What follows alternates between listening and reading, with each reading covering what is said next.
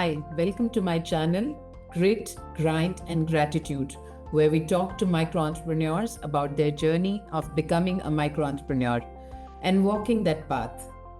Grit, Grind and Gratitude shares stories of resilience, of purpose, and values led entrepreneurs who are shaping their futures boldly.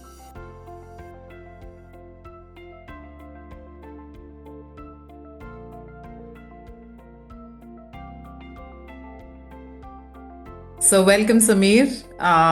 It's a lovely feeling to introduce you. And I remember that I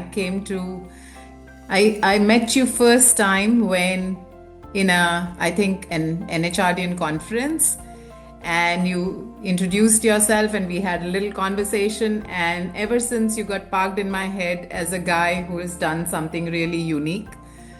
I would love you to introduce yourself to the world as you would want them to know you. Interesting. So, hi, my name is Samir, and I'm a conversationalist. That's how I introduce myself.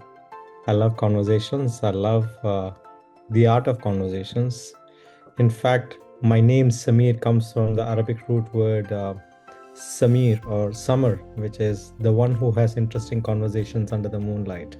Wow. So that's who I am. I think I was born, and this is my destiny, to be having conversations, meaningful conversations with people such as you. So thank you for having me here. And your conversations are powerful because even the birth of Grit, Grind and Gratitude came from a very intense, short conversation with you where you helped me ideate the name as well. So I'm really, really thankful, in gratitude for that. And whenever I've had conversations with you, they've left me with thinking about something or brought clarity to a dilemma that I'm handling currently in my life. Tell us more about who you were before you designed the Clarity Game, and take us to the journey of how Clarity Game was born. So who I was before the Clarity Game and who I am after is the same. I don't think there's been much of a change, but I think if you think about change has been a constant actually in my life. In fact, I have continuously been evolving, continuously seeking evolvement, continuously trying to learn and gather and identify what I can do different, what I can do better, how I can serve more, how I can serve better. So that has been my constant pursuit. To take you back to my origin story, if that's what you want to call it, I did my graduation in civil engineering, and I was pretty much clear that's not what I want to do in life. And I don't know if you call it peer pressure, parent pressure, family or circumstances, but I knew very early on that that's not the path I want to take. But for some, I don't know, weird reason or what, I think people always felt I was intelligent or clever, and clever people always win the science stream and they don't take it was the done thing in those times in India and the Gulf, and for Indian children at least, right? So, and if you're from my generation, of course, you would know, you would relate to that very much. But what I realized along the journey is I was smart in other ways, not in a scientific way or not in a way of science. And I did not know how to articulate that, because when I said I don't want to do engineering, then what do you want to do? I had no answer, right? I didn't know what I wanted. I didn't perhaps have the right kind of people around me to guide me, to mentor me, to show me the path in a way that was meaningful for me. So everyone was sharing things that was meaningful for them, and what they thought from their lens of the world would be ideal fit for me. And that has been the continuous path. So I've had 6-7 different career paths, trying to do different things. Immediately after engineering, I tried it for a year or two, and then I left that, went into framing, went into handicrafts, tried to get into farming, tried to get into copywriting, advertising, worked for a company in Qatar which was serving the American base, into procurement, had a chance to visit China, fell in love with China, moved to China, was in China for about 8 years, helping people buy from China, and then realized this is not what I want to do. So I left that again. What do you want to do? I said, I have no clue. So yeah, it's been a constant uh, in my life, changing, but in pursuit of really finding out what I was meant to do and what feels right for me. And that's when I discovered the world of coaching in 2016. And then since then, it's been that. And then COVID happened, and I started traveling again. I was like, why do I have to stay here to do my coaching? Everything is online. So I went to the UK. I was traveling over there and saw a game, like the idea of transforming people through a game. Came back, started facilitating games, realized I should start building my own game, and then build that. And that's the long-winded story of just to put context for everywhere so that you can touch on what pieces you want for the conversation. But that's how what happened. And then I came down over here and started creating the game, and finally ended up being able to build a beautiful game that I think the world needs to see and experience and It is embrace. really, really a beautiful game, and every time I have looked at it and I've seen you explain what it can bring, would you take a minute to kind of explain what the game is, and so that people know what we're talking about? So when I was building the game, the most important thing that I realized, I mean, there are quite a few things that I realized which I put into the game. One is clarity can never be given; it must be discovered, and which is the reason why I said, my parents or anyone, they didn't know better because they were all trying to uh, fix me or advise me or tell me what they thought was best for me. But that rarely works for the long run. It might work for the short term. It might get you to be busy and do something and all. So for the short term, it's a good idea, but for the long term, it's never a good idea to take somebody's advice and then make it your own unless and until it doesn't completely resonate. So the clarity game is a solution, a game that people come together to play, where there is one person who is seeking clarity, and then there are three people who are serving him or her for clarity. And the objective is to ask questions so that the person discovers their own answers. So it's basically coaching, but you're doing it in a dynamic, group dynamics way, where you can actually make it measurable, make it structured. Every aspect of the game is in a sequential manner, so therefore they don't have to think too much. They just have to follow the rules of the game. And while doing that, one of the things that is really missing, whether it is in organizations or families or anyone who is trying to give people feedback or guidance or coaching no, but in general, is you lose the safe space to explore yourself, right? So you don't open up, so you don't share, and therefore things stay inside. And when it stays inside, it doesn't get explored. And when it is not explored, you don't see what you're really capable of. People talk about the hidden potential. What is the hidden potential? It's hidden from ourselves because we are not opening that door inside us by dealing with questions that are uncomfortable or that are introspective or that is reflective. And we don't do it because there's judgment all around, right? So the game takes care of all of those elements and makes it very easy and convenient for people to embrace seeking more clarity from within. Cool. How many? It's been now 2 years of you having designed the entire game as we see it today, or is it more? No, so I started the project about 2.5 years back. The shape that we see it right now, it has been there around for 1.5 years now, and it still continues to evolve and become better and better every single day because I continue to test it and do it. I think it probably might be forever in beta, Yeah, but But you're also exploring taking IP on this. I know that, and you are thinking of building an organization around it by exploring the franchisee mode, or yeah, helping more facilitators kind of get certified so they can take the game forward to more and more people, because right now it's limited to you facilitating. Yeah. And yeah, so tell us a little bit about what your future plans are around taking this game forward. Uh, definitely, I want it to reach in more hands, more people's hands.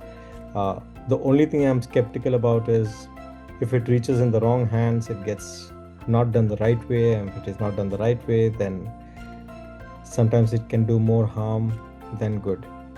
And therefore, I want to ensure that it is not, as far as I can control it, or as far as I can put the structures and frameworks in place, I want to ensure that it works with the desired intent. And that is the reason why I have not yet done certifications or trained the trainers or anything, because there is a time for it, I feel, and it is coming soon. So that's all it is. Yeah. Okay. Yeah, go ahead.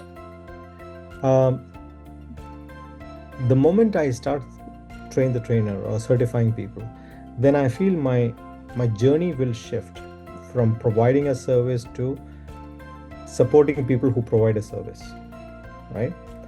Uh, and I think I'm a little too early in that journey to start, because I have clarity of what I want to do, and I want to do only one thing at a time and do it really well. And the beauty of this is, it's not just in this industry or in any industry, I feel.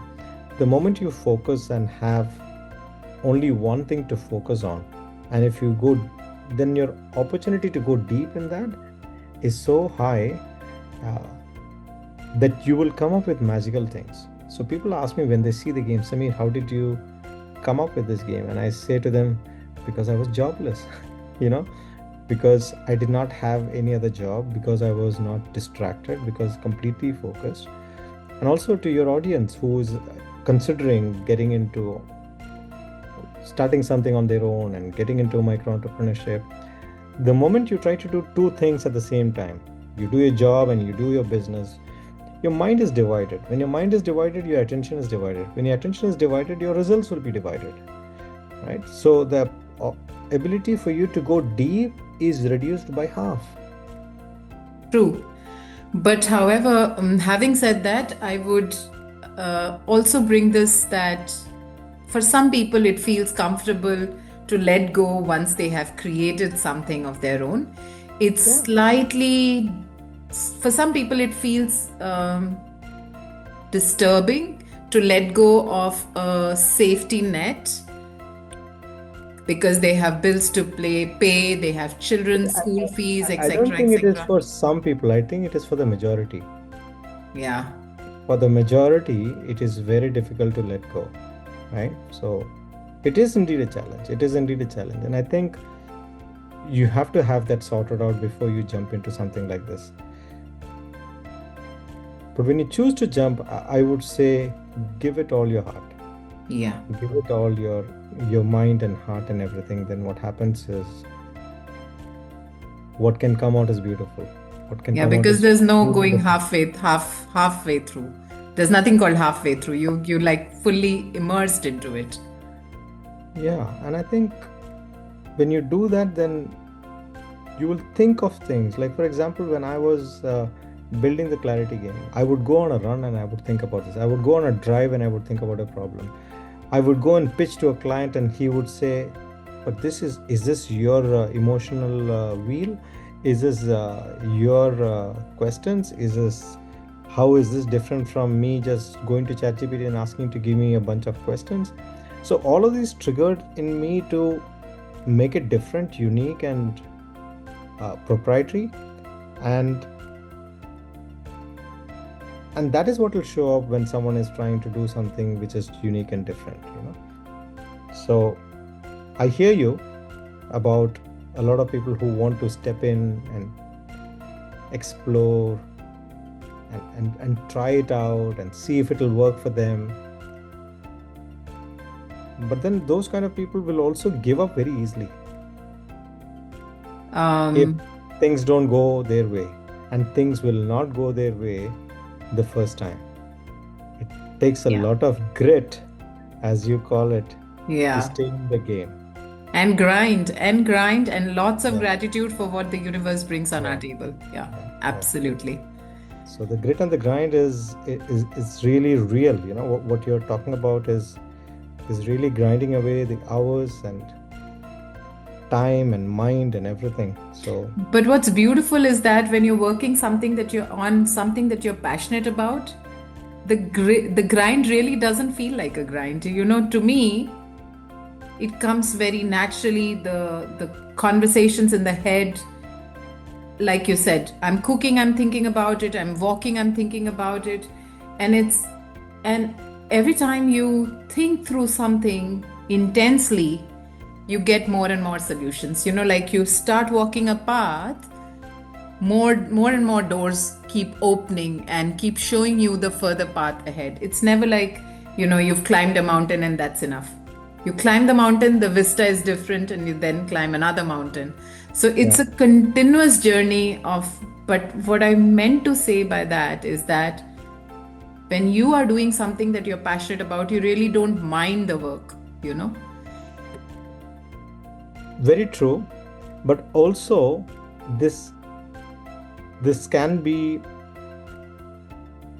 how do you say it? This can be uh,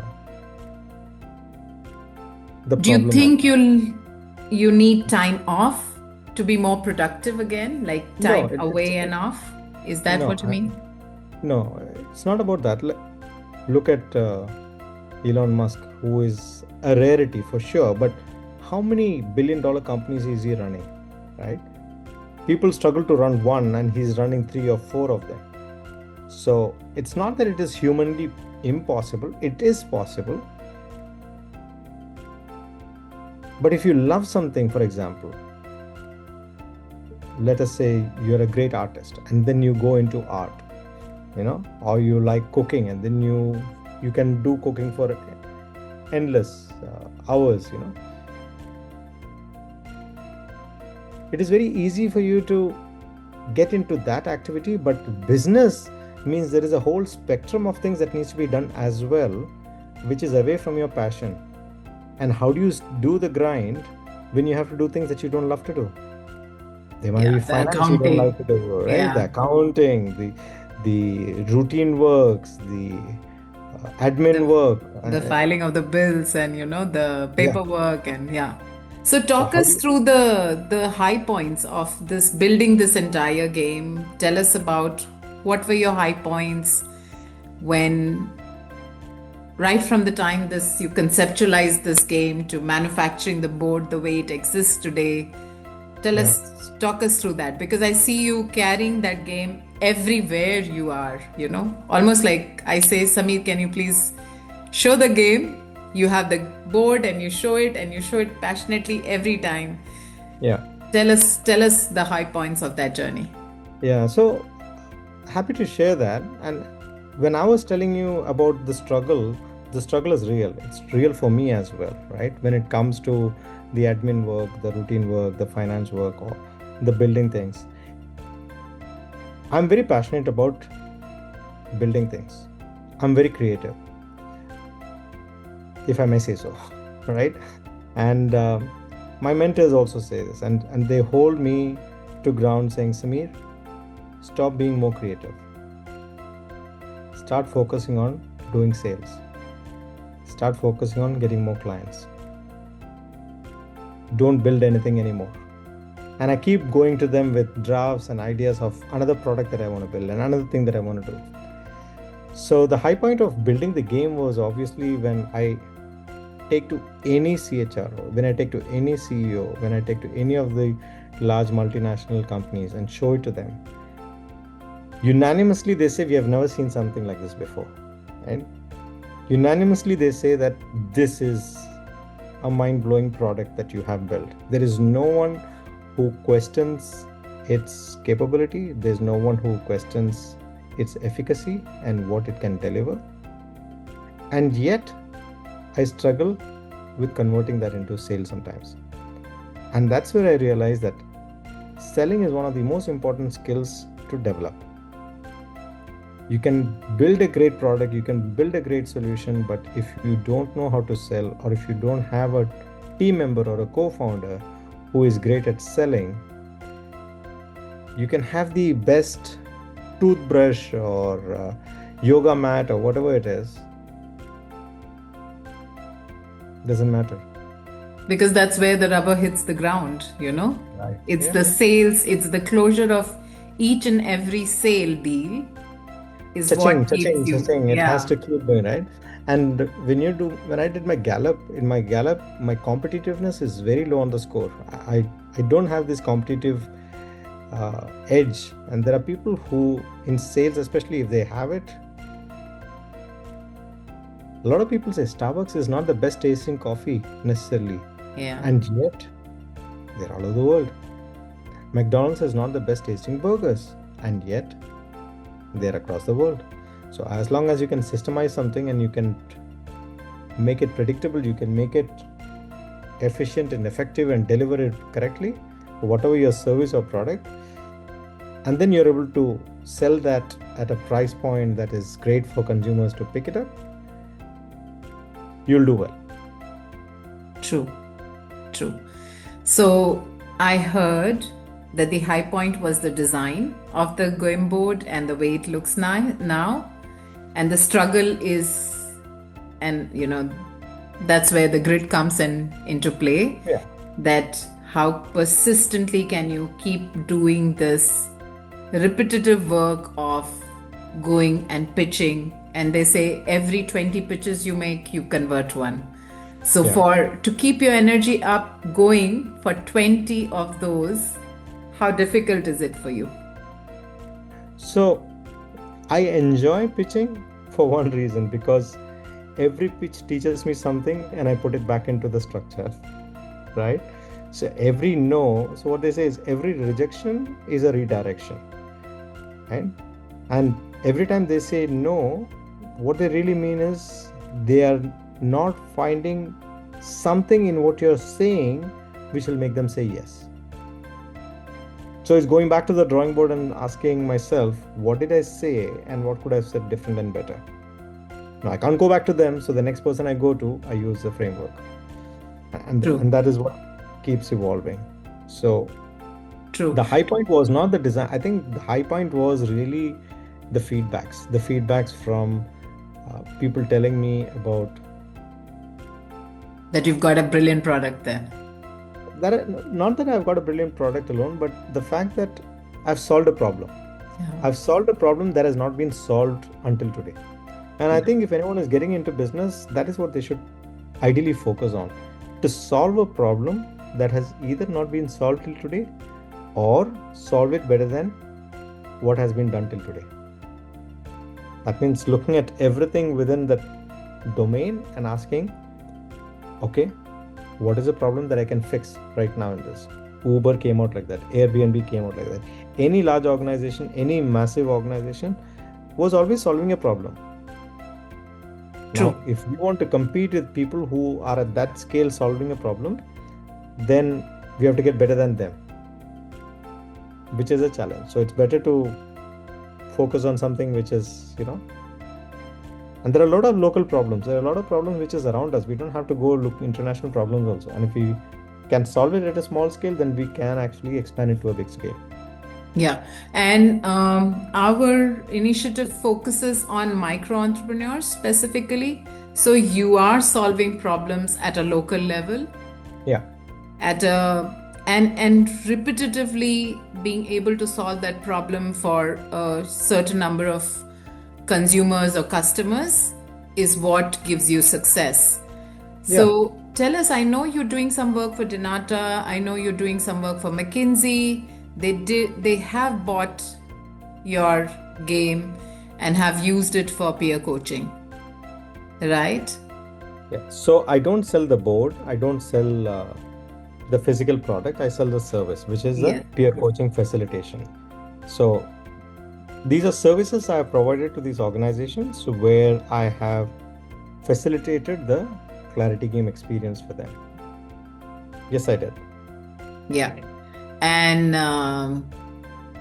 I know you also do it individually for managers. So when I approached you, you said, get me 4 people and I'm willing to facilitate a game for it. Have you ever thought of bringing this to teenagers? Because you have a young teenage, you have 2 young teenage boys, and I have a teenager boy. And I know that this kind of a clarity game can help them like get them clarity with what career choices they want to make, or how they want to lead their life ahead, like which direction they want to go to. Do you want to bring it to that clientele, or no, you're just focused on corporates? So, whenever families come to me with their child having a challenge or the child seeking clarity, I do it, right? Where the father and mother has to be the ones who are facilitating the conversation, or they are competing and playing with each other to help the child discover clarity. So I have done those sessions, but that is not my marketing drive, message, or focus. Because will it help? Definitely it will help. Will it help teenagers come together and create stronger bonds amongst teenagers? Yes, it will help. My youngest player was a 10-year-old, and he loved it.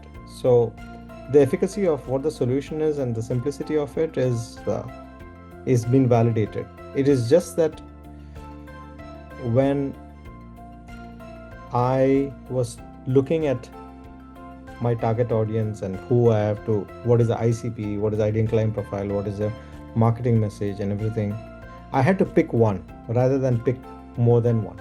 So I could pick the family, I could pick teenagers, I could pick couples, I could pick organizations, I could pick employees within an organization. I chose to pick only managers within organizations. In fact, today morning I was talking to one company, and they are quite a large organization in the region. And they do a lot of public programs.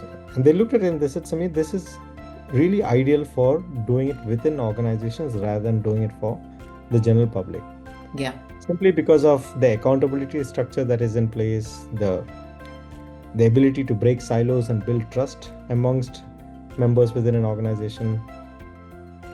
So to answer your question, there is a lot of audiences that it can serve, but I have picked this one, and therefore I'm just focused on this one.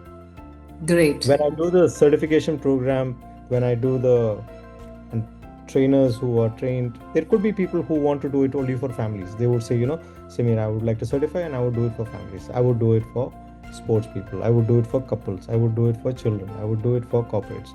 And I do not hear the schools yet, but I'm sure that when you talk about teenagers and then in schools, maybe that could teachers could be the ones who could become the trained facilitators. Once they get the training as a facilitator, because right now in UAE there's a huge demand for counseling and therapy for children. And it's not only in UAE, it's across the world, because the more of the onslaught of digital transformation, the more people need to drop into themselves, focus, reconnect, unplug from devices. So this is a demand across, not only in UAE. And the beauty of this solution, the clarity game, is this. In a normal therapy session, you would address one person at a time. Here you can address 4 at a time. True. Right? True. So when you can address 4 at a time, you leverage on time, you leverage on group dynamics, you also give them a feeling that I'm not the only one going through this. And that is quite comforting for children. Absolutely. The fact that when they realize I'm not the only one who is going through this, and people are opening up and sharing during the game session because of all of this. So there is a huge opportunity even in schools. I'm definitely aware of that. But right now you're choosing to focus on organizations. I hear that. That is my primary focus. The day I roll out and start doing certification programs, then I'll let the coaches decide who they want to serve using the game. It's for them to choose, I want to work with this audience, I want to work with that audience. Sure. We briefly touched upon the not so nice portions of running your own business, which is, in my case, it used to be accounting. So, I know that end of the year, my CA will come back and ask me dirty questions as to why I have not accounted for these small expenses, or, sitting down and sorting it out. Not that I can't do it, but I tend to postpone it. So, what is in your case the not so nice part of running your own business? It is the same. It is the finance aspect, and I think anyone who's creative usually would probably struggle with it. Yeah. I know I'm generalizing over here, but it is also the part that I don't like so much, and therefore, in fact, when running a company, this is one of the big insights that I've had in my life and journey. Don't try to do everything yourself. Don't try to build a business or do anything all by yourself. Get a team around you, whether they are part-time, full-time, whether they are co-founders, whether they are partners, whether they are employees. Find people who have strengths that you don't have. Find people who enjoy doing what you don't enjoy doing, and keep them close. Right? So, that's my what portions of your business have you outsourced?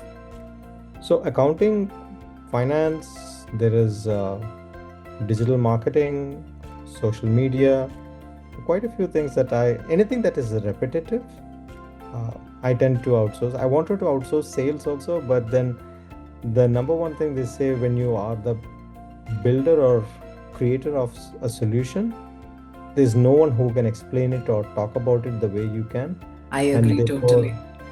So no one should be doing that part in the initial stage. Once you have traction, once you have built enough cases, then it's okay to hand it over, because now you know the structure of what to go, what to say, what to ask, what to pitch. All of that is very clear.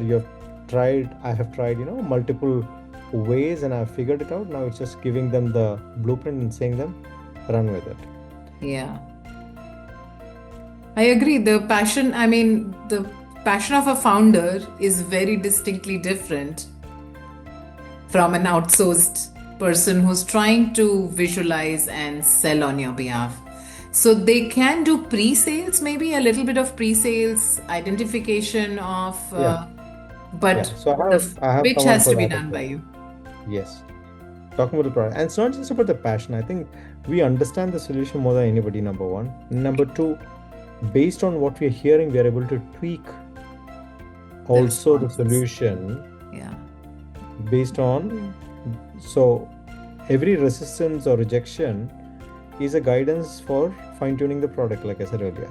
True. So a salesperson will not pick on those. A salesperson will just come back and say, they just said no, or they're not interested. Yeah, true. I agree with that part. Cool. So we talked about your drive to how you started this. We talked about the high points, the not so nice parts of running a business. Tell us, in this last couple of years of your journey, if somebody wants, I know that you interspersed some parts of the advice in between, but what are some nuggets of wisdom that you want to share for people who want to start their own business on a passion project, something that they've been sitting on thinking but not taking the step of jumping off the fence and getting into it? So you're doing this full time, right? And this is what you help people do. Can you tell me? You're helping people who are trying to step into this world and trying to do. I am yet not doing this full time. My bread and butter still comes from the HR consulting work that I do, especially recruitment part, because that's a big business. Also considering that I've just changed geographies from South Africa to UAE, I am a bit cautious and I'm testing the market. So this, in fact, the grit, grind and gratitude is a soft kind of a landing that gives me more insights from entrepreneurs who are working in UAE, because there is some nuanced contextual problems or situations that are market specific. And therefore, this grit, grind, and gratitude is that initiative. So I've committed myself to doing 52 weeks into 2 years, like 52 weeks and 2 years of doing this. So I'm not yet doing full time, yeah, to clarify. And that's where I was saying that it's very tempting to jump, but I also have some bills to pay and some. So yeah, so you're back to your question. Yeah. So whether you're full time or part time, who would be an ideal uh, candidate for you with whom you would want to work? People who've been sitting, like people who are, say, realizing that the AI onslaught is going to eat their job up. They need to reinvent themselves. They could be 40 plus, they could be going through a midlife crisis, they could be young students who are not finding jobs in their desired field, and they want, there's a passion, there's an yearning that's sitting inside of them, and that needs to get germinated. So our focus audience is people who want to germinate that idea and take it to a sustainable level. Yeah. And then once they are big, once they've gotten into, like, 15, 20 employees, a bit of sustainable work for the last 2-3 years, and then they want to grow bigger from there, that's when we let them go, because that's not our area. Our purview is clearly people who want to germinate an idea. So our proposal is 6 days of boot camp, and you germinate the idea in that boot camp, and then you consistently every weekend work. And consistency and devotion every weekend can produce magic when done over a longish period of time, about say an year or a year and a half. That's what our experience has been when we speak to other micro entrepreneurs in the region as well. What is your distinction between an entrepreneur and micro entrepreneur? A micro entrepreneur is essentially small. So, he could be a single person with outsourced areas of work, or he could be a small team up to 20 people. That's what I shared before. So we are specifically looking at the micro entrepreneur section. When people start to grow big from 20 people onwards, or they have a sustainable business which they have been running consistently for 2 years, I do not want to put numbers yet to the turnover or something like that, or profit margins or revenue records, but essentially that's the segment we want to target. So your question was, what would be an advice for this kind of an audience? Yeah, for people who are sitting with some kind of, either they know that they want to do something of their own, and this is the area that they want to work on, but there is something which is stopping them. It could be a personal area of coaching that they need. It could be risk taking, or it could be also that they do not know, they cannot conceptualize the entire, it feels too daunting for them. So we want to handhold those people, all the people who are getting laid off. Yeah, I was going to say, ask those people to come and play the clarity game.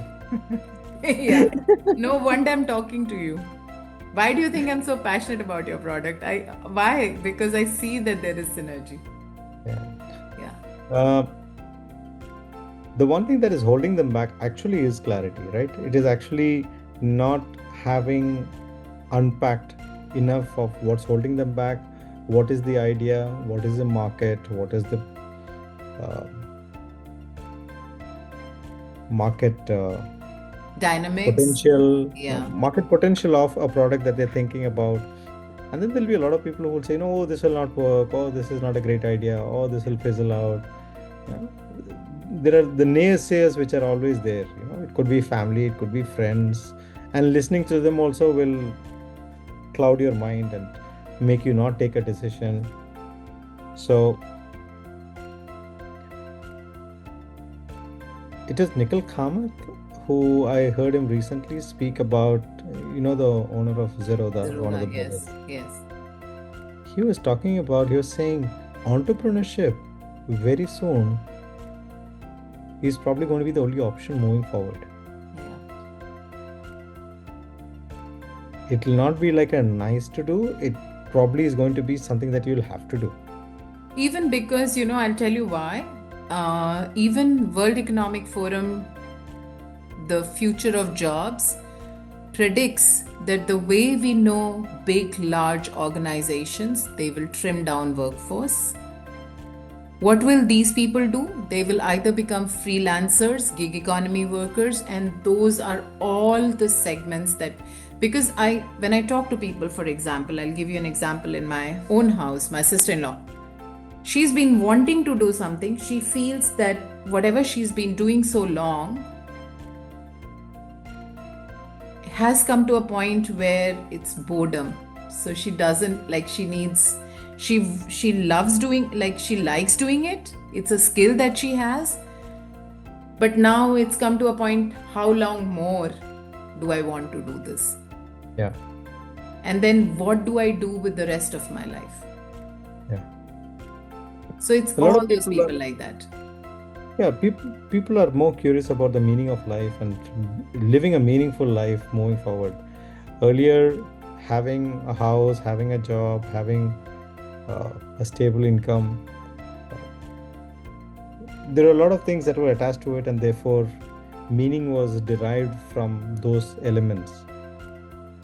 Today, more and more people are realizing that there's a hollowness attached to all of Running that. the rat race.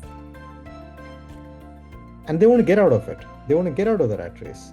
They are saying, this is not what I signed up for. I thought this would give me happiness, and this is not giving me happiness. This was good initially, but it's draining the life out of my life. And they're looking for a way out. They just don't know how. They need people like you to work with them so that they find a structure to get into this chaos. And it is a chaotic place because there is so much that is happening. They need someone who will actually help them break things down, show them, do step A, step B, step C, do it like this, then you will get this, then you get to this point, then you move on. And if you don't do that, then what is the other side of it? You will meander, you will explore, you will try, you will make mistakes, and then you might give up. Or you might stay in the course depending on how much grit you have and how much you are willing to actually take the brunt of it and do things. But so you asked me advice. Here's advice that I can give. Find mentors. Find mentors in your life.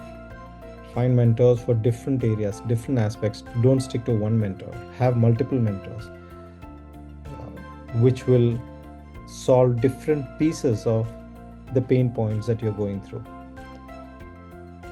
And reach out to them, regularly meet them, take care of them. If you don't have the money to give them, then do what you can. If it's a coffee, if it's a stake in the company, if it's equity, what is it that you can do for them?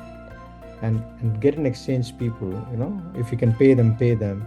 So do whatever it is, but you will accelerate the pace at which you will succeed when you have mentors. And what I feel you are out there to do is also be a mentor to a lot of these people. And even if you don't have all the answers, the fact that you're on this path, what it means is this: you're going to learn from 10 different people, and then the remaining 50 and 100 is going to benefit from that as well. So there's so much of knowledge that will come to your side because you're not the one who's doing it, you're the one who's observing and guiding. And therefore you'll be in a much better position to help all these micro entrepreneurs who's going to step into this world. We also have a network actually of coaches, of mentors, of advisors, and also this entire initiative of building this community is that the catalyst is the network. Hmm. So I cannot do something, but I can lean on, say, Samir or Javed or somebody else who has solved that problem before. Yeah. By sheer being ahead in the curve or having come to that problem beforehand. So, this entire effort of interviewing people is to know, okay, tomorrow a micro entrepreneur comes to me. We know how to solve the problem. We curate the set of required advisors Yeah. or safe support, where you can be vulnerable, because a micro entrepreneur's journey is very lonely. I know from 2006 I've been walking this journey, so it's a mighty lonely journey, because nobody really knows what goes behind, in between your ears, Yeah. right? So yeah, so I heard that advice, and something that they should watch out for, something that they should be caution about.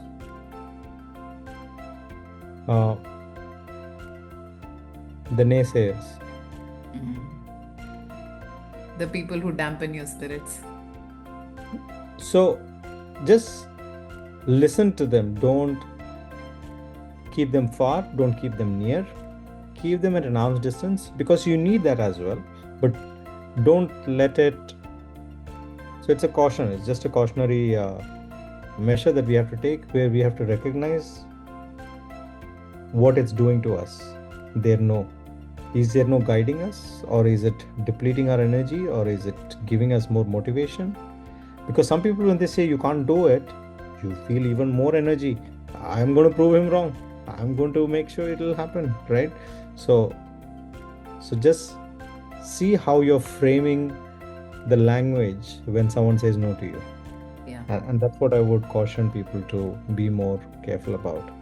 And there'll be customers, there'll be clients, there'll be prospects, there'll be friends, there'll be family, there'll be a lot of these people around when you're getting into this, because it is dirty, it's ugly, and it's getting in the mud and grinding yourself and doing the hard work, etc. So we have to be very careful about our energy and how it is being spent and how it is. I always say this, that protect and preserve your energy. Don't give it away simply like that. And be mindful about who you surround yourself with. You need a community around you. You need people around you. You need the right kind of mindset that will put you in a growth trajectory. And if you don't have those people, it will be easy to go into depression. It will be easy to go into negative thoughts and negative feelings and negative energy. And none of those are going to serve you in your journey of building a business. So conserve your energy, because you'll need loads of it when you're going down this journey. Yeah, gatekeeping. I hear gatekeeping. Lovely. Thanks, Samir. I am conscious that we've taken about an hour, roughly, plus minus, to uncover your journey, understand from you the high points. I really wish you lots and lots of luck on this journey as you go ahead. You have a cheerleader in me. And I speak for you in rooms that you're not there. I really appreciate that, Dipamita, and I'm very happy that you have gone down this path as well.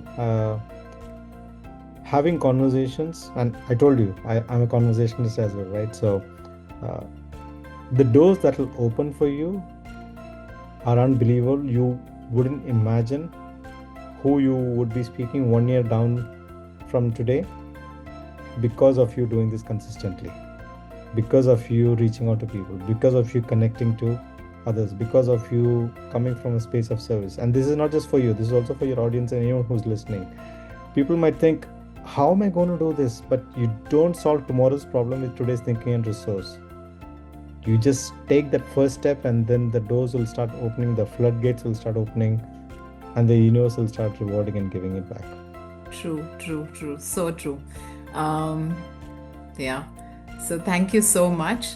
That's why we call it the Grit, Grind, and the Gratitude series. And I'd just like to take a moment to acknowledge, be in gratitude of the time not only that you spared today, but also in the past. And you are always a person that I look up to whenever I have a question. I'm like, Samir, can we talk? And those 10 minutes always has like brought about clarity, helped me solve my problem, and shown me direction. So I'm in great gratitude for that. Thank you so much. Thank you very much for your words, your kind heart, and the 3G connection that you're establishing right now. Great grind and gratitude. But the world needs more of you and what you have to offer, Dipamita. So Thank you so much. If you liked this interview, please don't forget to subscribe by pressing the bell icon and follow us on our social media handles as we talk to more and more micro entrepreneurs who are living their dreams boldly.